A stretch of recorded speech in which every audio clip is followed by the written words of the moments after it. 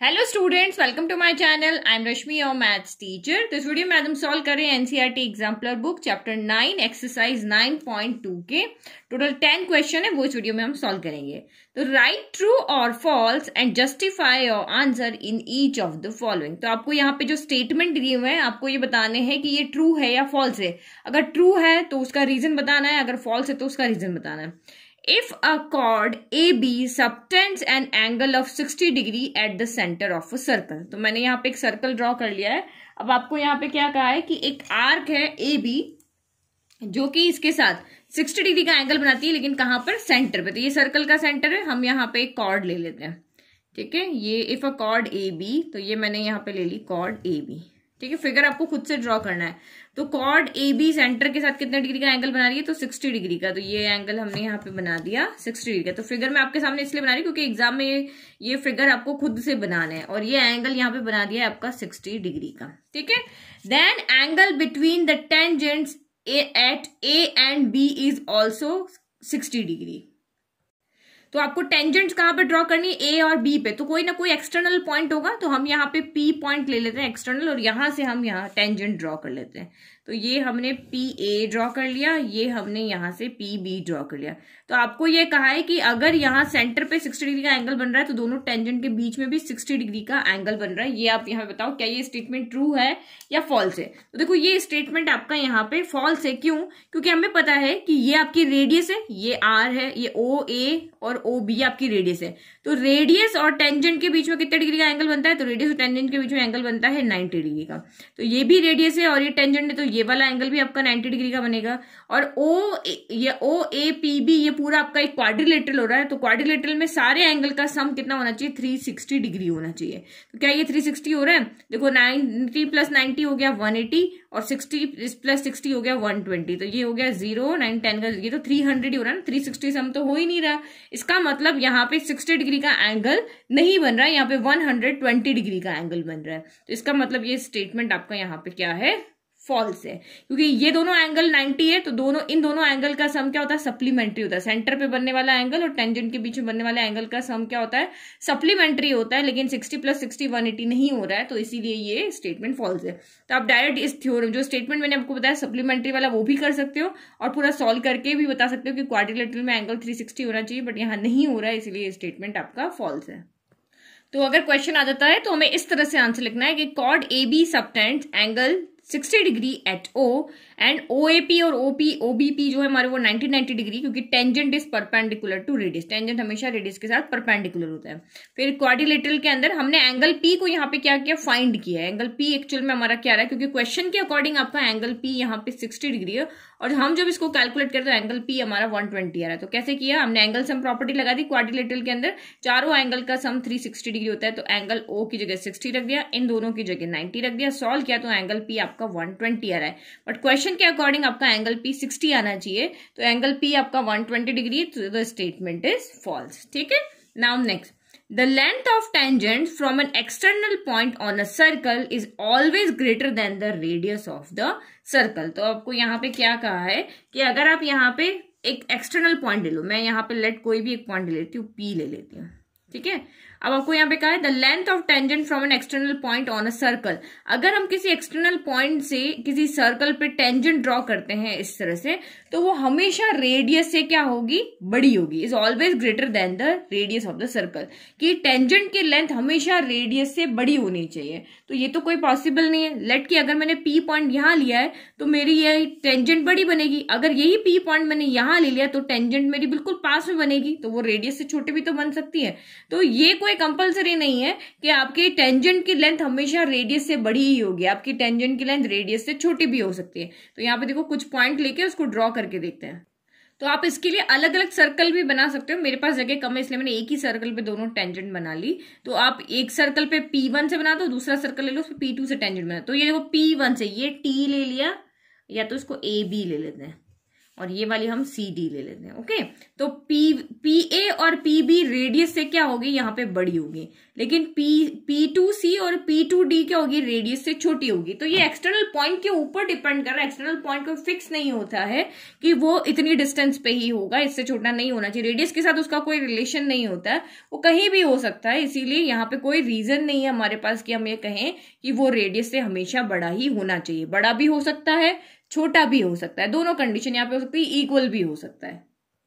तो आंसर हम इस तरह से लिखेंगे कि let P1 and P2 be any external point away from O। तो इस O से दूर P1 और P2 हमारे पास कोई दो पॉइंट है और वहां से हमने टेंजेंट्स ड्रॉ किए और इस तरह से ड्रॉ किए कि now drawing tangents from P1 and P2, और इस तरह से ड्रॉ किए कि P1A R से बड़ा है और P2C R से यहाँ पे छोटा है। तो इसका मतलब क्या हुआ, so the length of tangent P1A and P2C are greater and smaller than radius R। हमने इस तरह से ड्रॉ की, एक हमने बड़ी ड्रॉ की रेडियस से, एक हमने छोटी ड्रॉ की है। तो इसका मतलब क्या हो गया, हमने स्टेटमेंट लिखा कि hence the length of tangents from an external point of a circle may or may not be greater than the radius of the circle। तो रेडियस से वो बड़ी हो भी सकती है, नहीं भी हो सकती है, इक्वल भी हो सकती है। तो हम जो स्टेटमेंट है उसके अकॉर्डिंग नहीं है, स्टेटमेंट तो ये कि वो हमेशा बड़ी होनी चाहिए, लेकिन ऐसा नहीं है, वो बड़ी हो सकती है, इक्वल हो सकती है, छोटी भी हो सकती है, इसीलिए ये स्टेटमेंट आपका यहाँ पर फॉल्स है। ठीक है, तो आंसर आपको लिखना आना चाहिए, क्योंकि आपको ये समझ में आ गया कि ऐसा नहीं होता है, लेकिन आपको वो अपने वर्ड्स को एक्सप्लेन करके लिखना आना चाहिए। ठीक है, now next, the length of tangent from an external point P on a circle with center O is always less than OP। तो पहले यहाँ पे हम लेंथ ऑफ टेंजेंट, तो एक एक्सटर्नल पॉइंट ले लिया आपने यहाँ पे P। ठीक है, अब यहाँ से एक टेंजेंट आप ड्रॉ कर लो। ठीक है, तो हम यहाँ से कोई भी एक टेंजेंट ड्रॉ कर लेते हैं। ये सर्कल का सेंटर है O, ये हमने यहाँ पे एक टेंजेंट ड्रॉ कर लिया, इसको T नेम कर दिया। और the length of tangent from an external point P on a circle with centre O। तो P को सर्कल के सेंटर से ज्वाइन कर दो, ये हमने यहाँ पे इसको सेंटर से ज्वाइन कर दिया, ये हमने O ले लिया। Is always less than OP। तो ये जो टेंजेंट है वो हमेशा इस OP से छोटी होगी, ये आपको यहाँ बताना है। एक बार हम रेडियस ज्वाइन कर ले ताकि हम रिलेशन बता दें क्यों छोटी होगी। आपको यहाँ पे क्या प्रूव करना है, आपको यहाँ पे ये प्रूव करना है कि जो OP है, OP जो है वो हमेशा OPT से क्या होगी, छोटी होगी। ठीक है, तो अब आप मुझे बताओ ये क्यों होगी छोटी। तो ये देखो यहाँ पे क्या है, ये रेडियस और जो आपका टेंजेंट है उसके बीच में कितने डिग्री का एंगल बनता है, 90 डिग्री का एंगल बनता है। ठीक है, तो 90 डिग्री के जस्ट सामने वाली साइड कौन सी होती है, हाइपोटेन्यूस होती है। ये एक राइट एंगल ट्रायंगल हो गया ना, इस ट्रायंगल में एक एंगल 90 डिग्री हो गया, तो ये आपका यहाँ पे एक राइट एंगल ट्रायंगल हो गया। और राइट एंगल ट्रायंगल की हमें ये प्रॉपर्टी पता है कि राइट एंगल ट्रायंगल में जो हाइपोटेन्यूस होती है वो बाकी दो साइड से हमेशा बड़ी होती है। हाइपोटेन्यूस बेस से भी बड़ी होती है, हाइपोटेन्यूस परपेंडिकुलर से भी बड़ी होती है। तो हो गया हमारा प्रूफ, OP हमारी हमेशा टेंजेंट से बड़ी होगी, इससे भी OP हमेशा PT से भी बड़ी होगी और OP हमेशा TO या OT से भी बड़ी होगी, क्योंकि ये इस राइट एंगल ट्रायंगल की क्या है, हाइपोटेन्यूस हो रही है। ये बेस हो रहा है, ये परपेंडिकुलर, भी बेस परपेंडिकुलर कोई भी हो सकता है, लेकिन ये साइड हमेशा इन दोनों से बड़ी होगी, ये हमें पता है। ठीक है, तो देखो आंसर कैसे लिखेंगे। फिगर आपने खुद ने ड्रॉ किया है, फिगर हमें कोई क्वेश्चन में दिया हुआ नहीं है। तो PT and OT are the tangent and radius of circle. PT tangent है और OT यहाँ पे आपका, ये तो आपकी यहाँ पे टेंजेंट हो गई और ये आपकी यहाँ पे रेडियस होगी। PT and OT are tangents of a circle. और here angle T is 90 degree, here angle OTP is 90 degree. क्यों, क्योंकि टेंजेंट और रेडियस क्या होती है, एक दूसरे पे परपेंडिकुलर होती है। अब ये एक राइट एंगल ट्रायंगल हो गया। राइट एंगल ट्रायंगल में क्या हो गया कि ये एंगल हमेशा इस एंगल से भी बड़ा होगा, इस एंगल से भी बड़ा होगा, लेकिन मुझे यहाँ पे क्या प्रूव करना है, OP बड़ा प्रूव करना है, तो OP के जस्ट सामने एंगल ये हो गया, और PT से बड़ा प्रूव करना है तो PT के जस्ट सामने एंगल आपका ये हो गया। ठीक है, इस एंगल के सामने ये साइड है, इस एंगल के सामने ये साइड है, और इस एंगल के सामने ये साइड है। तो मुझे ये दोनों साइड का रिलेशन चाहिए, तो इन दोनों के सामने वाला एंगल चाहिए। इसके जस्ट सामने वाला एंगल T हो गया और इसके जस्ट सामने वाला एंगल O हो गया। तो हमने लिखा कि एंगल T एंगल O से बड़ा है। क्यों बड़ा है ये तो आपको यहाँ पे समझ में आ गया, क्योंकि ये 90 डिग्री और एक राइट एंगल ट्रायंगल है, तो बाकी के एंगल 90 से छोटे होंगे, क्योंकि 90 और ये 180 डिग्री होता है तीनों एंगल का सम। तो एक 90 हो गया तो जरूर, अब ये थोड़ी ना होगा ये 90 हो जाएगा, फिर ये एंगल क्या होगा, तो ये दोनों 90 से कम ही होंगे, एक्यूट एंगल होंगे। तो एंगल टी, एंगल ओ और एंगल पी दोनों से बड़ा होगा।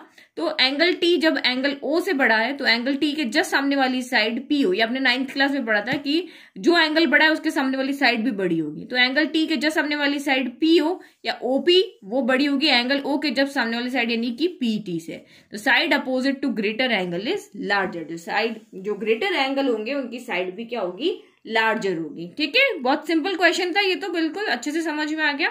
नाउ नेक्स्ट क्वेश्चन नंबर देखते हैं हम 4।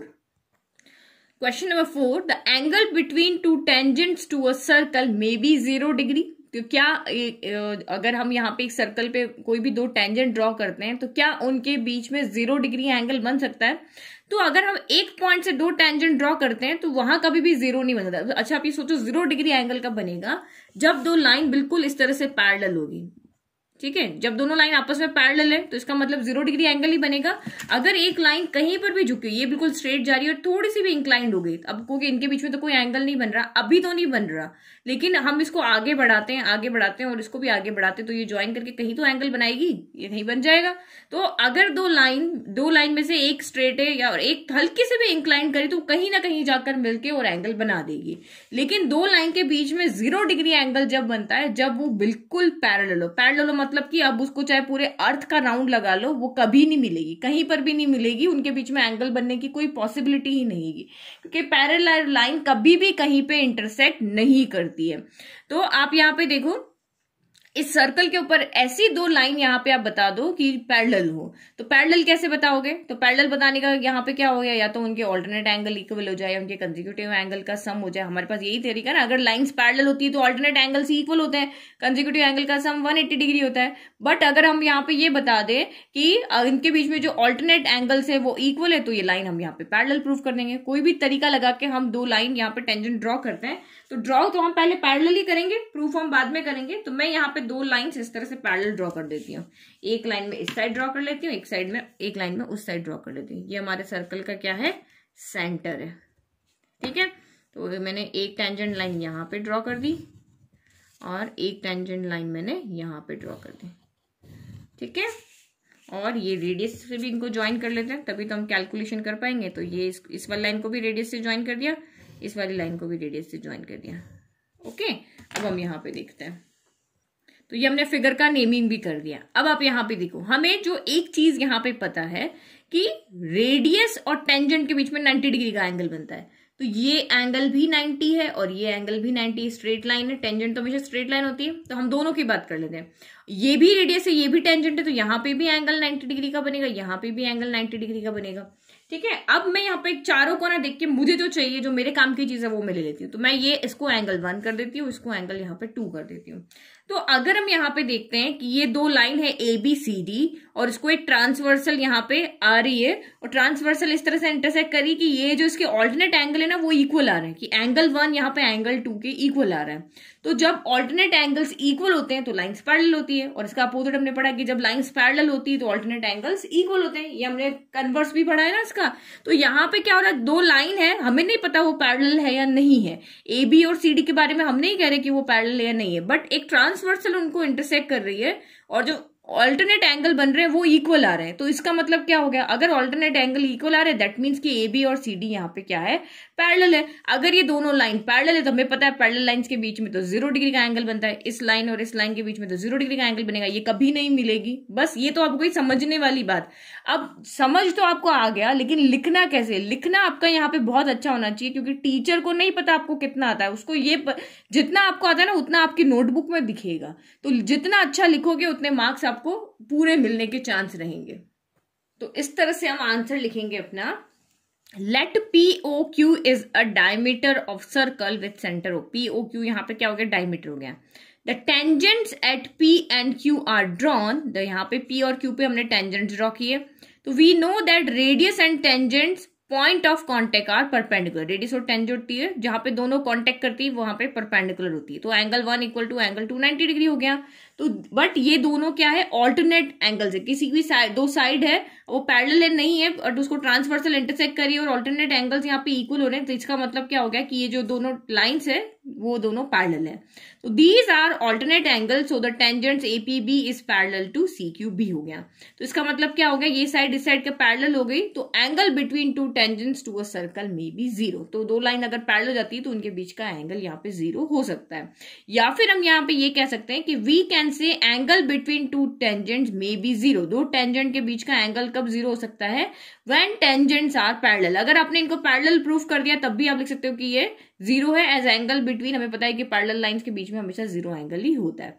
तो two parallel tangents are only possible, तो दो पैरेलल टेंजेंट्स का पॉसिबल है जब वो डायमीटर के पॉइंट्स पे बनी हो, तब भी वो टेंजेंट्स यहाँ पे क्या होगी, उनके बीच में एंगल 0 होगा, और वो पैरेलल तभी होगी जब वो डायमीटर के एंड पॉइंट पे बनी होगी। ठीक है, कॉर्ड पे बनी होगी तो हम नहीं कह सकते, लेकिन डायमीटर पे हम यहाँ पे ये कह सकते हैं।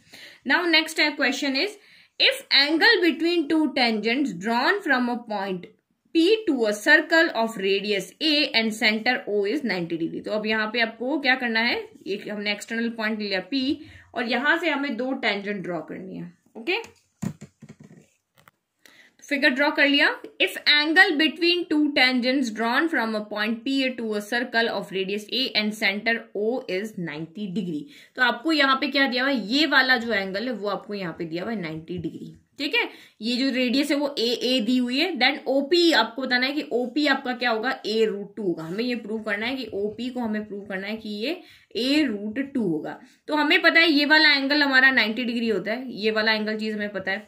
ठीक है, और हमें ये भी पता है कि अगर सेंटर से हम जो एक्सटर्नल पॉइंट है उस पर अगर ये लाइन ड्रॉ करें तो वो इस वाले एंगल को बाइसेक्ट करती है। अगर आपको नहीं पता है तो जो हमने फर्स्ट थ्योरम यहाँ पे की थी उसमें CP/CT से आपका ये एंगल इक्वल हो जाएगा। टेंजेंट इक्वल वाली थ्योरम है ना, वहां पे देखना आपने दोनों ट्रायंगल को कॉन्ग्रुएंट किया तो ये एंगल इक्वल हो जाएंगे।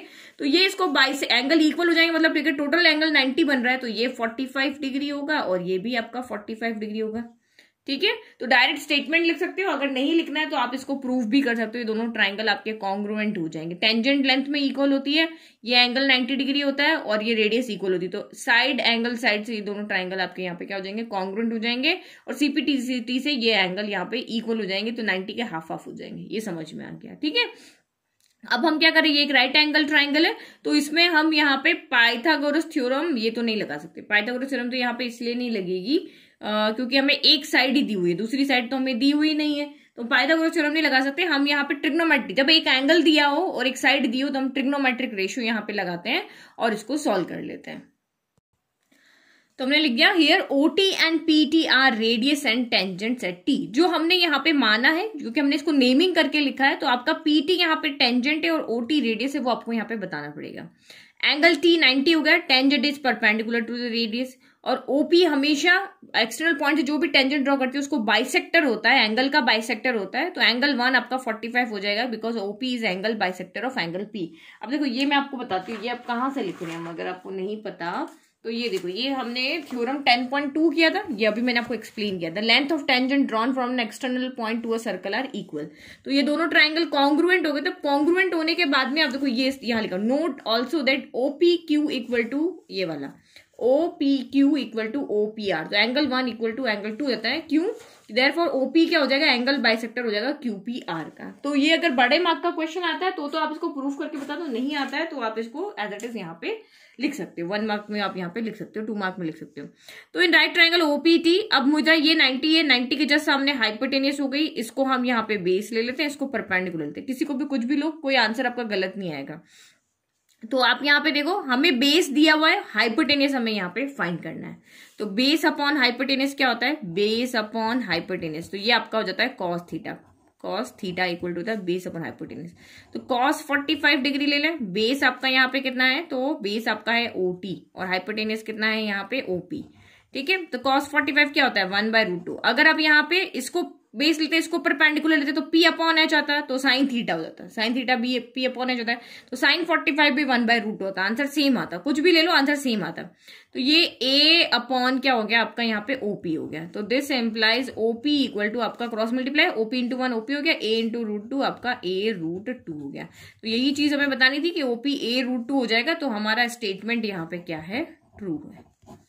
ओके, तो ये स्टेटमेंट हमारा ट्रू है। Now next, if angle between two tangent drawn from a point P to a circle of radius A and centre O is 60 degree. अब आपका एंगल जो है यहाँ पे 60 डिग्री हो गया है। तो अब हमें यहाँ पे बताना है क्या OP अब A√3 होगा। तो सेम फिगर बना लेते हैं। ओके, तो हमने फिगर ड्रॉ कर लिया। अब यहाँ पे दोनों के बीच में कितने डिग्री का एंगल है? 60 डिग्री का एंगल। तो सेम आपका ये 30 डिग्री का हो जाएगा, ये भी आपका 30 डिग्री का हो जाएगा, और ये एंगल आपका यहाँ पे 90 डिग्री का हो जाएगा, ये एंगल आपका यहाँ पे 90 डिग्री का हो जाएगा। तो अब आप यहाँ पे सॉल्व करके बताओ क्या अब OP ये वाला, यस OP जो है, जो हाइपोटेनस है, वो आपका क्या A√3 होगा।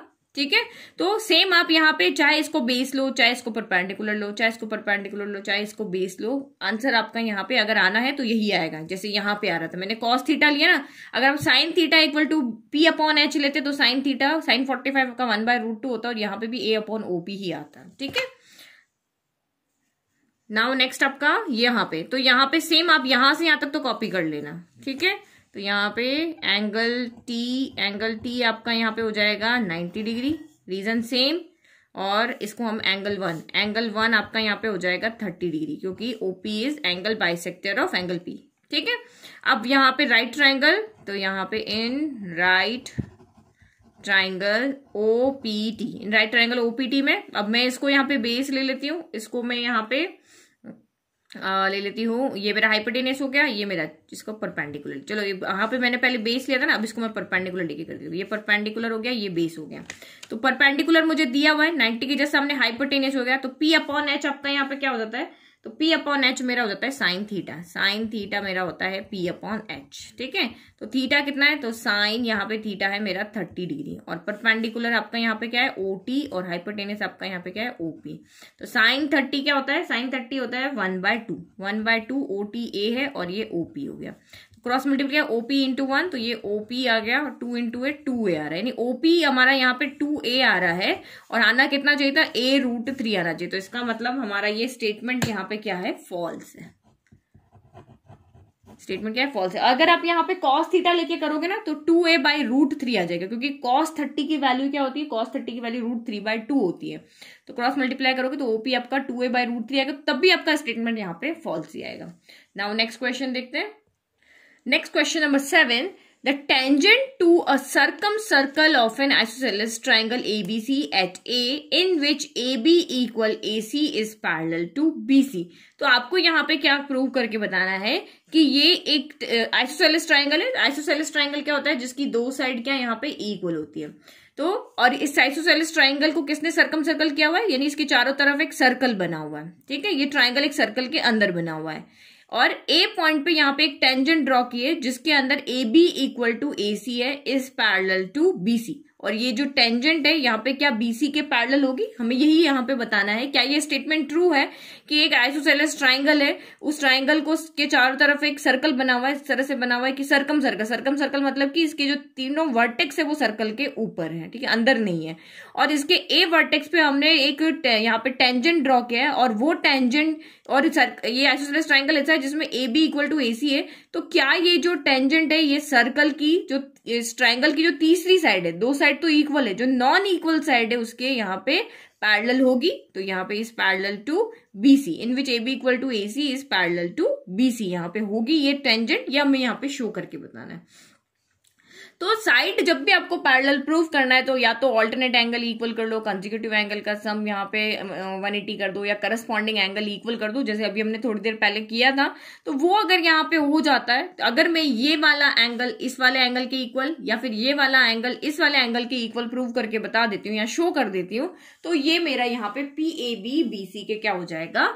पैरेलल हो जाएगा। तो बहुत सिंपल सा एक स्टेटमेंट है alternate segment theorem. Alternate segment theorem हमने पहले भी पढ़ी हुई है, कुछ क्वेश्चन जब हमने RD में सॉल्व किए थे।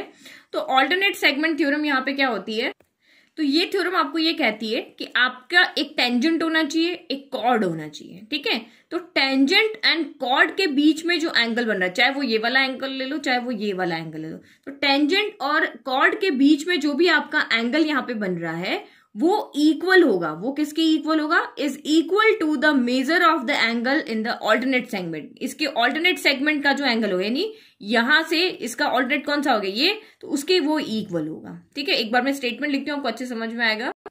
तो ये हमारी थ्योरम होती है कि the angle between a chord of a circle, तो ये कॉर्ड चाहे ये ले लो चाहे ये वाला कॉर्ड ले लो, कोई भी एक कॉर्ड ले लो, तो angle between a chord of a circle and a tangent through any of the end point of the chord, यानी कॉर्ड के किसी भी एंड पॉइंट पे बननी चाहिए। तो ये वाला एंगल यहाँ पे बन रहा है, तो ये वाला जो एंगल होगा is equal to the measure of angle in the alternate segment, तो ये वाले एंगल के क्या होगा, इक्वल होगा।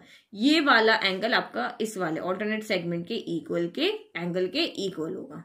ठीक है, तो इसको हम एंगल 1 कर देते हैं, इसको हम एंगल 2 कर देते हैं। बाय थ्योरम से यहाँ पे क्या हो जाएगा, यहाँ पे इस क्वेश्चन के अंदर PAQ आपका यहाँ पे क्या है, PAQ is a tangent, PAQ is a tangent and AB is chord, AB आपकी यहाँ पे chord है, तो this implies angle 1 equal to आपका एंगल C हो जाएगा। तो आपको पूरा स्टेटमेंट लिखने की जरूरत नहीं, ऑल्टरनेट सेगमेंट थ्योरम से ये angle 1 equal to angle C आप यहाँ पे कर सकते हो। ओके, नेक्स्ट आपका यहाँ पे फिर in triangle ABC, in triangle ABC में आपको यहाँ पे क्या दिया हुआ है, AB इक्वल टू दिया हुआ है AC, AB इक्वल AC है, तो दिस इम्प्लाइज ये वाला एंगल इस वाले एंगल के इक्वल हो जाएगा। तो एंगल यहाँ पे 2 लिया था ना, इसको आप 2 कर दो, चलो angle 1 equal to angle 2 and angle 3 is also equal to angle 2। तो रीजन क्या लिखोगे, एंगल अपोजिट टू, क्योंकि आइसोसेलेस ट्राइंगल है ना, तो angle opposite to equal sides are equal, angle opposite to equal sides are equal होते हैं। तो ये अगर दोनों के राइट इक्वल है तो दोनों के लेफ्ट भी क्या होंगे, तो इक्वल होंगे। तो this implies angle 1 equal to angle 3, इसको फर्स्ट कर देते हैं, इसको सेकंड कर देते हैं। यहाँ पे क्या लिखेंगे, from first and second we have angle 1 equal to angle 3 आपका यहाँ पे हो गया। बट यहाँ पे ये क्या है, ऑल्टरनेट इंटीरियर एंगल है। अगर दो लाइन यहाँ पे इस तरह से और एक ट्रांसफॉर्मर से इंटरसेक्ट कर रही है और यहाँ पे दो एंगल इस तरह से इक्वल हो रहे हैं, तो ये तो हमें दिख रहा है, पिक्चर में तो दिख रहा है ना कि ऑल्टरनेट एंगल से, जहां भी Z बन रहा है और ये एंगल इक्वल है, मतलब ये ऑल्टरनेट एंगल्स है। तो यहाँ पे क्या लिखोगे, but these are alternate interior angles, but ये तो ऑल्टरनेट इंटीरियर एंगल्स है। तो इसका मतलब अगर ये ऑल्टरनेट इंटीरियर एंगल्स है और वो इक्वल है, तो इसका मतलब PAQ यहाँ पे पैरेलल है BC के। तो ये स्टेटमेंट आपका यहाँ पे क्या है, ट्रू। ओके, समझ में आ गया। तो ये ऑल्टरनेट सेगमेंट थ्योरम आप यहाँ पे इसको याद रखना। Now next question number 8, if a number of circles touch a given line segment PQ at point A, then their centres lie on the perpendicular bisector of PQ। तो ये देखो PAQ हमारे पास कोई लाइन है, if number of circle touch a given line segment PQ at point D। तो यहाँ पे क्या कर रहे हैं, हम बहुत सारे सर्कल बना रहे हैं जो इस पॉइंट A को टच करके जा रहे हैं। ठीक है, तो यहाँ पे देखो हम 3 सर्कल बनाते, ज्यादा नहीं बनाते, 3 कलर के 3 सर्कल बनाते। तो एक सर्कल मैंने ये बना दिया जिसका सेंटर है C1। ठीक है, एक मैं दूसरा ब्लैक कलर से बना देती हूँ, एक ये मैंने बना लिया जिसका सेंटर में यहाँ पे बना देती हूँ, ये है C2, और एक और में बना देती हूँ। तो ये मैंने बना दिया इस तरह से इतना बड़ा सर्कल, और जिसका सेंटर में यहाँ पे ले लेती हूँ 3 सर्कल ले लिया। तो आपको यहाँ पे एक्सप्लेन क्या करना है कि हमने और N सर्कल आप यहाँ पे बना सकते हो, इस तरह करके CN सर्कल बना सकते हो। तो आपको यहाँ पे क्या बताना है कि ये जो सर्कल है सारे, ये एक लाइन है PQ और A पॉइंट यहाँ पर है। A पॉइंट हमें नहीं पता कहाँ है, मिड पॉइंट है, साइड में है, बीच में है, क्या रेशियो है इस PA और AQ का हमें नहीं पता है। बट ये आपको क्या कह रहे हैं कि जो इन सर्कल के जो सेंटर्स हैं, अगर आप इसको A से ज्वाइन करते हो तो ये जो लाइन बनेगी वो PQ को क्या करेगी, बाइसेक्ट करेगी। आपको बताना है, अगर मैंने C1A को यहाँ पे ज्वाइन कर दिया तो ये PQ की बाइसेक्टर है, अगर मैंने C2A को ज्वाइन कर दिया तो ये PQ की बाइसेक्टर है, अगर मैंने C3A को ज्वाइन कर दिया तो PQ की बाइसेक्टर है। ये आपको यहाँ पे प्रूव करके बताना है। तो आप खुद बताओ क्या ये बाइसेक्टर होंगे। हमें तो सिर्फ ये पता है कि रेडियस को जब हम टेंजेंट से यहाँ टेंजेंट से ज्वाइन करते हैं तो जिस पॉइंट पे भी वो मिलते हैं वहां पे 90 डिग्री का एंगल बनता है। ये भी 90 होगा, ये भी 90 डिग्री होगा, चाहे वो C1A की बात करो, चाहे C2A की, चाहे इस सर्कल के टेंजेंट को इससे ज्वाइन करो, चाहे इस सर्कल के टेंजेंट को ज्वाइन करो, या चाहे इस सर्कल के टेंजेंट को रेडियस को आप यहाँ पे ज्वाइन करो, रेडियस को टेंजेंट से ज्वाइन करो, तो सभी जगह पे एंगल 90 डिग्री होगा, क्योंकि हमें पता है थ्योरम से कि रेडियस और टेंजेंट के बीच में 90 डिग्री का एंगल बनता है। बट ये कहीं भी नहीं लिखा है कि अगर अब ये जो 90 डिग्री का एंगल बन रहा है ये टेंजेंट को बाइसेक्ट करता है। ये परपेंडिकुलर होता है, ये हमें पता है, लेकिन वो इस PQ को बाइसेक्ट करे ये कहीं पे कोई भी थ्योरम नहीं। वो कॉर्ड वाली कंडीशन में, रेडियस को जब आप कॉर्ड से ज्वाइन करो और अगर वो रेडियस पे परपेंडिकुलर होगी तब वो कॉर्ड को बाइसेक्ट करती है, परपेंडिकुलर होगी तभी वो बाइसेक्ट करेगी, अदरवाइज वो उस कॉर्ड को बाइसेक्ट नहीं करेगी। लेकिन टेंजेंट के लिए ऐसा कोई रूल नहीं है, तो इसीलिए ये स्टेटमेंट आपका यहाँ पे क्या है, फॉल्स है। अब इसका आंसर कैसे लिखना है तो वो देखो, ये तो मैंने आपको बता दिया कि 90 डिग्री होता है हमें पता है, लेकिन ये PA इक्वल टू AQ होगा ये हमें नहीं पता। ये लाइन इधर बड़ी भी हो सकती है, इधर लाइन छोटी भी हो सकती है, हमें बिल्कुल इस टेंजेंट के बारे में नहीं पता। तो हमने आंसर लिखा, let C1, C2 and C3 be 3 circles. आप एंड सर्कल्स भी लिख सकते हो। हियर ये एंगल C1AP, ये P पॉइंट है, C1AP, C2AP, C3AP, इधर भी लिख सकते थे, किधर भी लिख सकते थे कि इक्वल 90 डिग्री हो गया, क्योंकि tangent is always perpendicular to radius. तो इसका मतलब क्या हो गया, ये एंगल 90 है, तो इसका मतलब हो गया C1A, C2A और C3A ये लाइन इस PQ लाइन पे क्या है, परपेंडिकुलर है। C1A, C2A, C3A will lie on line which is perpendicular on PQ at A, but not on perpendicular bisector. Not, ये एक परपेंडिकुलर बाइसेक्टर नहीं है, क्योंकि हम यहाँ पे नहीं कह सकते कि PA AQ के इक्वल होगा, एस PA मे और may not be equal to AQ। हो भी सकता है, हम नहीं कह रहे कि नहीं हो सकता, हो भी सकता है और नहीं भी हो सकता है। तो जब कंडीशन आ गई तो आप एग्जैक्ट नहीं कह सकते नहीं हमेशा होगा ही होगा, ये नहीं कह सकते, हो भी सकता है नहीं भी हो सकता है, तो इसीलिए स्टेटमेंट आपका फॉल्स है।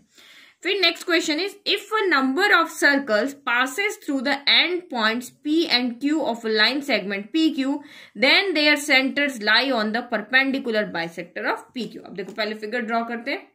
तो देखो ये हमने PQ यहाँ पे एक सेगमेंट बना लिया, और अब यहाँ से सर्कल पास हो रहे हैं। सर्कल कैसे पास हो रहे हैं, P और Q पॉइंट से पास हो रहे हैं। तो मैं फिर यहाँ पे 3 सर्कल बनाती हूँ। तो एक सर्कल मैं ऐसे बनाती हूँ कि ये मेरा पूरा डायमीटर है, तो मैंने इसको यहाँ पे डायमीटर मान के सर्कल बना दिया। ठीक है, सही नहीं लग रहा, तो ये मैंने डायमीटर बना के कर दिया। ये PQ का क्या हो गया, डायमीटर हो गया, ये सेंटर बने। अब मैं एक सर्कल ऐसा बनाती हूँ जो इसको PQ को हम जिसका कॉर्ड ले लें। तो ये मैंने यहां से कॉर्ड लेके बना दिया, एक सर्कल इस तरह से बना दिया ना जिसके PQ यहाँ पे क्या हो गई, कॉर्ड हो गई है। ठीक है, और एक सर्कल मैं और ड्रॉ कर देती हूँ। एक सर्कल हम यहाँ पे बना लेते हैं रेड कलर से, जिसमें PQ उसकी भी क्या है, यहाँ पे कॉर्ड है। 3 सर्कल हमने बना लिया।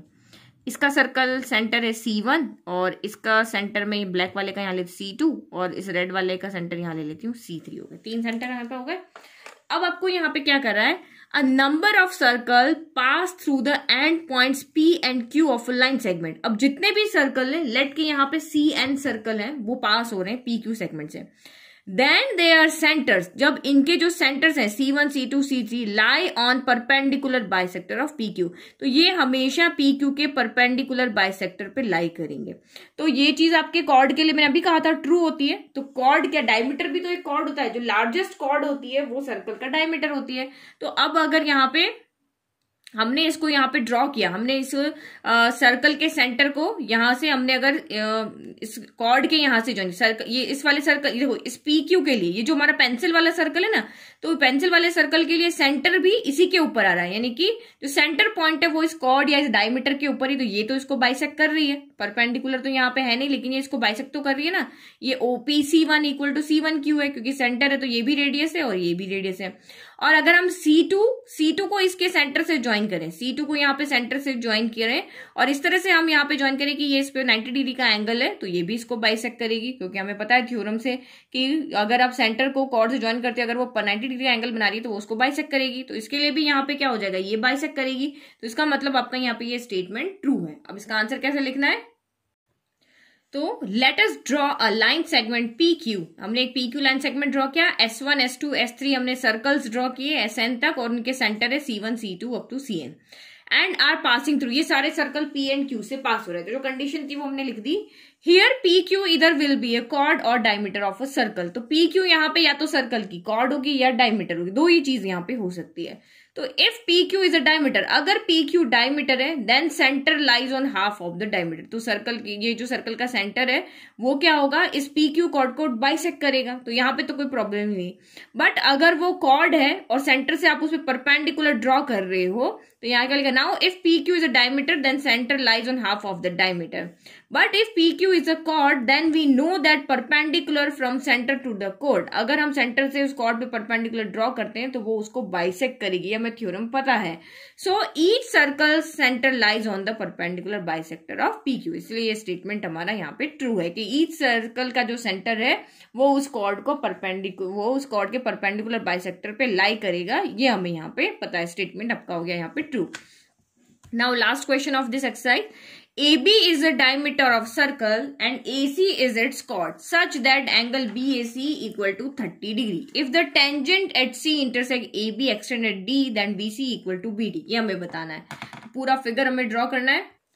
तो एक सर्कल बना लिया और AB उसका हमने यहाँ पे डायमीटर बना लिया। ओके, ये सर्कल का हमारे पास सेंटर है, सेंटर को हम O से लिख देते हैं, ठीक है।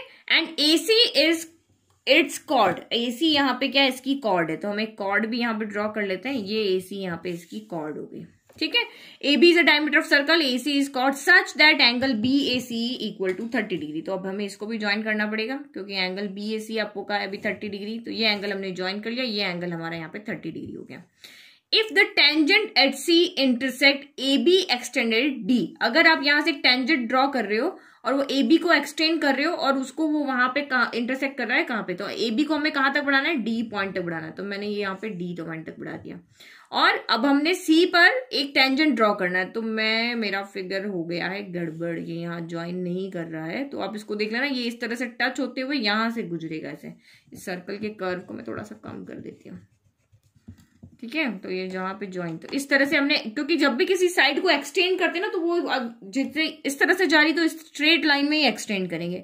तो ये C को आपको यहाँ पे क्या, इफ द टेंजेंट, हमने C पॉइंट पे एक टेंजेंट ड्रॉ की है बिल्कुल ऐसे, ठीक है, ये टेंजेंट ड्रॉ की है और उसको जब आगे बढ़ा रहे तो ये AB को कहाँ पे मिल रही है, D पे मिल रही है, तो ये हमने यहाँ पे टेंजेंट ड्रॉ कर दी इस तरह से, इस तरह से, ठीक है। अब ये सर्कल की टेंजेंट है, तो मैं सर्कल को थोड़ा सा यहाँ से दबा देती हूँ, ठीक है। तो इस तरह से आप फिगर आप देख लेना, ये मेरा फिगर एकदम सही नहीं बना है, इस तरह से ये टेंजेंट जा रही है, ठीक है। Then BC equal to BD, अब आपको ये प्रूव करके बताना है कि ये साइड इस साइड की इक्वल होगी। तो ये साइड इस साइड की इक्वल कब होगी, जब आपका यहाँ पे क्या होगा कि ये एंगल इस एंगल के इक्वल हो, ये वाला एंगल इस एंगल के यहाँ पे क्या हो, इक्वल हो। तो इसको यहाँ पे हम नेमिंग बाद में करेंगे। तो आप यहाँ पे देखो, इसके लिए हमें कुछ कंस्ट्रक्शन करना पड़ेगा। इसके लिए हमें सिर्फ यहाँ पे O को C से ज्वाइन करना है, सिर्फ एक काम करना है हमें, यहाँ पे O को C से ज्वाइन करना है, ठीक है। तो हमें यहाँ पे कौन सा एंगल 30 का था, BAC कहा था ना, तो BAC हमारा 30 है, तो BAC ये 30 नहीं है ना, फिर तो ये 30 है, ठीक है। ये हमने यहाँ पे ज्वाइन कर दिया। अभी अलग अलग एंगल बना, इसको नेमिंग कर लेते हैं हम, ये एंगल 1 कर देते हैं, ये एंगल 2 कर देते हैं, नहीं ये ऑल्टरनेट है, इसको 2 कर देते हैं, ये हम इसको यहाँ पे 3 कर देते हैं, इसको हम यहाँ पे 4 कर देते हैं, इसको हम यहाँ पे 5 करते हैं, इसको हम 6 करते हैं। अब देखो यहाँ पे कैसे हम इसको प्रूव करेंगे कि क्या हमारा यहाँ BC इक्वल टू BD, यानी एक्चुअल में हमें यहाँ पे एंगल 5 इक्वल टू एंगल 6 लेकर आना है, ये चीज हमें यहाँ पे लेकर आनी है। तो ये हम कैसे लेकर आएंगे, तो 1 बाय 1 जो चीज हमें यहाँ पे गिवन है वो हम यहाँ पे लिखते हैं। सबसे पहले आप यहाँ पे देखो कि ये हमारी यहाँ पे रेडियस है, OC क्या है यहाँ पे रेडियस है, और OA भी हमारी रेडियस है। तो ये एक आपका क्या होगा, आइसोसेलेस ट्राइंगल होगा। अभी देखो हम किस ट्राइंगल की बात कर रहे हैं, अभी हम कर रहे हैं इस वाले ट्राइंगल की बात। यहाँ पे जो हम यहाँ से लिख सकते हैं ना, पहले वो लिख रहे हैं, ये वाला। तो इससे आपका यहाँ पे क्या हो जाएगा, एंगल 1 आपका यहाँ पे क्या हो जाएगा, 30 डिग्री हो जाएगा, ठीक है। तो एंगल 1 आपका यहाँ पे हो गया, एंगल 1 हो गया आपका यहाँ पे 30 डिग्री। ओके, 1 बाय 1 आप देखते रहो, ठीक है। तो इन ट्राइंगल, यहाँ पे इन ट्राइंगल AOC में आपका angle A equal to angle 1 हो गया आपका 30 डिग्री। आइसोसेलेस ट्राइंगल की प्रॉपर्टी की वजह से अगर साइड इक्वल है, तो क्योंकि ये दोनों, ये भी रेडियस है, ये भी रेडियस है, ये भी रेडियस है, तो ये साइड इस साइड की इक्वल है, तो इनके अपोजिट एंगल्स भी आपस में इक्वल होंगे। फिर दूसरा आप यहाँ पे देखो, आपने पढ़ा था कि सेमी सर्कल में बनने वाला एंगल 90 डिग्री होता है। तो AB आपको क्वेश्चन में ही कहा था कि AB यहाँ पे डायमीटर है, तो AB से इधर पूरा सेमी सर्कल है, तो एंगल आपका ये क्या हो गया, तो एंगल 1 प्लस एंगल 3 आपका यहाँ पे कितना हो गया, 90 डिग्री हो गया। रीजन क्या लिखोगे, angle in semi circle, angle in semi circle हो गया। तो 1 प्लस 3 आपका 90 हो गया, एंगल 1 आपका यहाँ पे 30 हो गया। फिर तो अगर मैं एंगल 1 की वैल्यू यहाँ पे पुट कर देती हूँ, इन दोनों को मैं सॉल्व करती हूँ, तो ये 30 मैंने यहाँ रख दिया, तो एंगल 3 कितना हो जाएगा, 90 प्लस एंगल 1 उधर जाके माइनस का एंगल 1 हो जाएगा, तो एंगल 1 की वैल्यू होगी 30 डिग्री। तो एंगल 3 मेरा यहाँ से आ गया 60 डिग्री, एंगल 3 मेरा यहाँ से कितना आ गया, 60 डिग्री आ गया। ठीक है, अब यहाँ पे देखो सेम ये वाला ट्राइंगल जो है आपका, इसमें भी मैं कलर करके बताती हूँ आपको, 1 मिनट रुको। ये वाला एंगल, ये वाला ट्राइंगल भी मेरा आइसोसेलेस ट्राइंगल होगा, क्योंकि यहां पर भी क्या है, ओसी इक्वल टू मेरा क्या है, ओसी इक्वल टू मेरा यहां पर है पेंसिल, ओसी इक्वल टू मेरा ओ बी है, तो ये रेडियस है तो ये भी रेडियस है, तो एंगल 3 इक्वल टू मेरा यहाँ पे क्या हो जाएगा, एंगल 4 हो जाएगा। तो एंगल 3 इक्वल टू 4 है, इसका मतलब ये भी आपका 60 डिग्री हो गया, ये भी आपका यहाँ पे कितना हो गया, 60 डिग्री हो गया। तो हम यहाँ पर क्या लिखेंगे, हमने 1 निकाल लिया है, हमने यहाँ से 3 और 4 फाइंड कर लिया। ठीक है, अब आप यहाँ पे देखो, ये टेंजेंट है, ये सेंटर से, ये रेडियस है और ये आपकी पूरी टेंजेंट है। ठीक है, तो रेडियस और टेंजेंट के बीच में यानी एंगल 3 प्लस एंगल 5 आपका यहाँ पे कितना हो जाएगा, 90 डिग्री हो जाएगा। रेडियस और टेंजेंट के बीच में 90 डिग्री का एंगल बनता है, तो एंगल 360 है, यहाँ पे पुट कर लो, तो एंगल 5 आपका 90 माइनस 60 कितना हो जाएगा, एंगल 5 आपका यहाँ पे हो जाएगा 30 डिग्री। ठीक है, तो एंगल 5 हमने यहाँ पे कैलकुलेट कर लिया, वो है हमारा यहाँ पे 30 डिग्री। तो हमें यहाँ पे एंगल 5 इक्वल टू एंगल 6 लेकर आना है, तो मैं अगर ये वाला एंगल यहाँ पे फाइंड कर लेती हूँ तो हम कैलकुलेट कर लेंगे। तो ये एंगल कैसे आ जाएगा, तो इसको मैं 7 कर देती हूँ। ठीक है, तो अब यहाँ पे देखो एंगल 4 प्लस एंगल 7 कितना हो जाएगा, 180 डिग्री, लीनियर पेयर की वजह से, क्योंकि ये स्ट्रेट लाइन है, तो 4 प्लस 7 आपका कितना हो जाएगा, 180 डिग्री हो जाएगा। एंगल 4 हमें पता है 60 डिग्री है, तो एंगल 7 कितना हो जाएगा, 180 डिग्री माइनस एंगल 4 इधर आ गया 60 हो गया, यानी कि एंगल 7 मेरा यहाँ से हो गया 120 डिग्री हो गया। तो नाउ इन ट्राइंगल ये हमने यहाँ पे 5 ले लिया, 7 ले लिया, अब 60 तो फाइंड करना है। Now in triangle BCD, angle sum property लगा लो, angle 5 plus angle 7 plus angle 6 equal to 180 degree हो गया। एंगल 5 की वैल्यू पुट कर लो, एंगल 5 ये रहा यहाँ पे 30, फिर एंगल 7 आपका यहाँ पे हो गया 120, फिर एंगल 6 आपका यहाँ पे आ जाएगा 180, तो दिस इम्प्लाइज 180 और sorry angle 6, yes, angle 6 equal to आपका क्या हो जाएगा, यहाँ पे एंगल 6 क्या हो जाएगा, 180 माइनस 120 प्लस 130, 150 हो गया। तो 180 में से 150 गया तो ये 30 डिग्री हो गया। तो एंगल 5 भी 30 आ रहा है और एंगल 6 भी यहाँ पे क्या आ रहा है, 30 डिग्री आ रहा है। एंगल 5 भी 30 आ रहा है, एंगल 6 भी 30 आ रहा है। तो इस ट्राइंगल में हमने प्रूव करके बता दिया कि एंगल 5 इक्वल टू एंगल 6 है। तो अगर ये अपोजिट एंगल्स अगर इक्वल, इनके अपोजिट साइड्स भी यहाँ पे क्या होगी, इक्वल होगी। तो क्या लिखोगे, since angle 5 equal to angle 6, तो यहाँ पे दिस इम्प्लाइज एंगल 5 के जस्ट सामने कौन सी साइड है, BD, तो BD इक्वल टू एंगल 6 के जस्ट सामने वाली कौन सी साइड है, तो BD इक्वल टू BC होगा। और रीजन हम यहाँ पे क्या लिखेंगे, रीजन हम ये लिखेंगे कि sides opposite to equal angles are equal. तो इस तरह से हमने यहाँ पे कैलकुलेट करके और पूरा यहाँ पे वैल्यू हमने फाइंड कर लिया। तो आई होप आपको क्वेश्चन अच्छे समझ में आया। सिर्फ एक कंस्ट्रक्शन हमने यहाँ पे किया था, O को C से ज्वाइन किया था और हमने यहाँ पे कोई भी कंस्ट्रक्शन नहीं किया, क्योंकि अगर इसको हम नहीं ज्वाइन करते तो हम ये आइसोसेलेस ट्रायंगल की प्रॉपर्टी लगा नहीं सकते, उसको सॉल्व नहीं कर पाते। तो इसको ज्वाइन करके हमारा इजीली सॉल्व हो गया। तो 1 2 3 4 5 6 हमने 5 और 6 को फाइंड करने के लिए हमने यहाँ पे 3 फाइंड किया, फिर हमने यहाँ पे 3 हम इसलिए फाइंड करें क्योंकि हमें ये पूरा पता है 90 है, ये पूरा 90, तो हमें 5 चाहिए, तो ये तो सब्ट्रैक्ट करना पड़ेगा ना, इसलिए एंगल 3 फाइंड किया।